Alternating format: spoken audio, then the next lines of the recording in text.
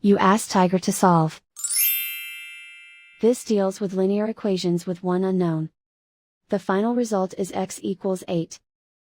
Let's solve it step by step. Simplify the expression. Expand the parentheses. Multiply the coefficients.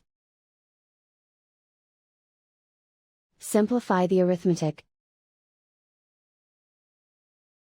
Expand the parentheses. Simplify the arithmetic. Group all constants on the right side of the equation. Subtract 64 from both sides. Simplify the arithmetic.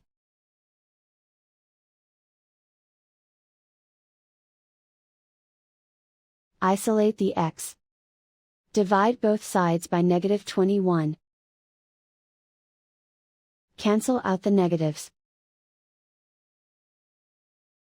Simplify the fraction.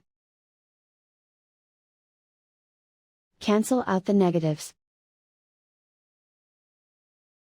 Find the greatest common factor of the numerator and denominator.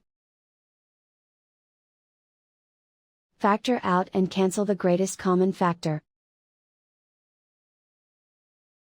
And so the final result is x equals 8.